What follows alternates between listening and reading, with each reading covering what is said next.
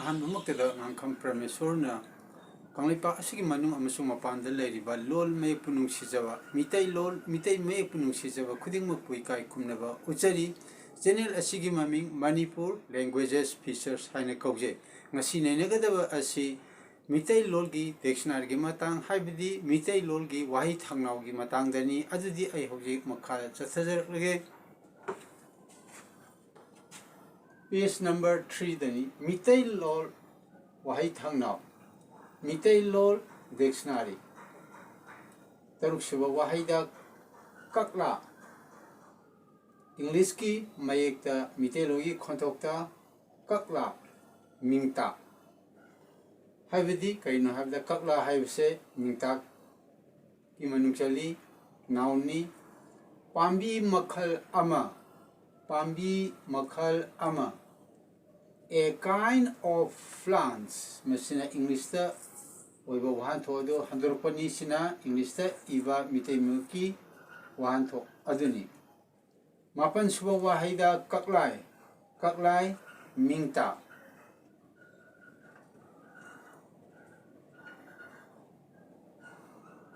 खुया चेखाइदुना नाबा अनाबा मखल अमा खुया चेखाइदुना नाबा अनाबा मखल अमा इंग्लिश हारगा features on the soul of the food मखा ताब अमुक हाजरके पेज 32 सिदैदा वहाई तरा सुबदा कक्पा कक्पा थौता तुथटपा थदटपा इंग्लिश की मयेकता मितैलोगी खोंथोसे मु हाजरके तुथटपा थदटपा टू कट टू फार मथंगदा त्रमासो सुबा वहाईदा कक्चेंग कक्चेंग मिंगताकनी कक्चेंग हाइबसे ग्रामर दा लोनसन दा हायरगा माजे मिंगताकनी अपिकपा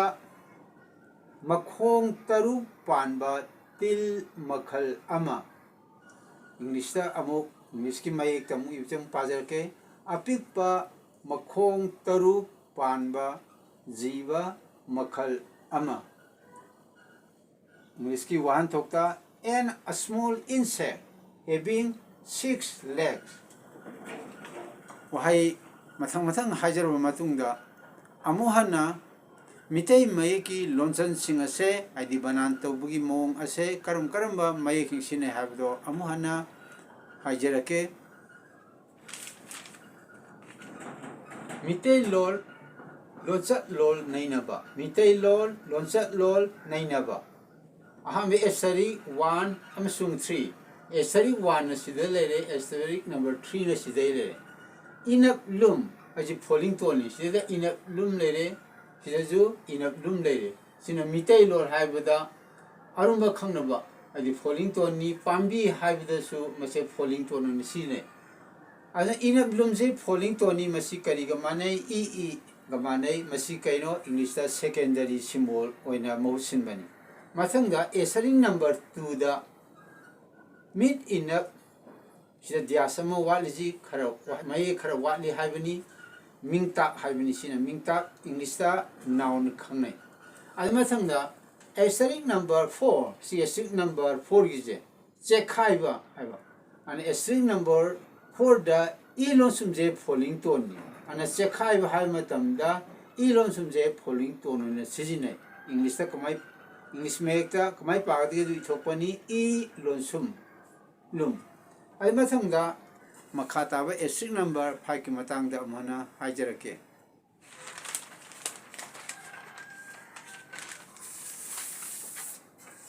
एस्ट्रिक नंबर 5 दा थौता हाइबनी थौता मागी वाहन थोंगना भाप हाइबनी अज सिदा तरासुबा वहाईदा कक्पा हाइबा वायसे माजी थौता नि सिदा संबनी सिना थौ सोनब इरिबसे थौता हाइबनी मथंगदा एसरी नंबर 6 ना ngau lon sum lum ha masi falling tone ni NG da makada phaina line chingbaga mani ai masi S3 number 6 ki di sida lewni makhong hai base masi falling tone ni aduna sidai da lum nambani aduna English sai thorpada makada NG gi makada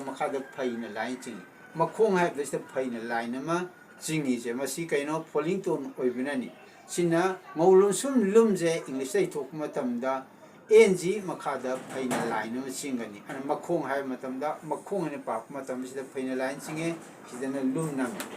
mathangda SL number 7 gi matang ji mo hajar ke unap sida lum name masi falling tone ni SL number 7 silere taru hai matam sida ida unap sida lum hape an unap sida lum hape je masi falling tone ni an o ga manai masi kaino secondary symbol oina sijinai ana taru ha matamda o je secondary symbol ni ngasi di matang ngasi da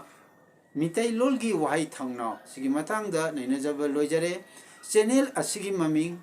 Manipur languages features haina kaujai channel asibu hanba yengba oibiragadi channel asibu like tobi share tobi amasung subscribe tobi awarapa aya haibira u mitai lol asi sandokpada mayam punama mateng pangminasi channel asibu subscribe to bibuga loina awara pa haibiro haina amukhana haijari amadi ngas mathangi upload to matamda aikoi punama una amuhana unaminisi haina angkam pramesor na ikai khumnaba mayam punagu pu uchan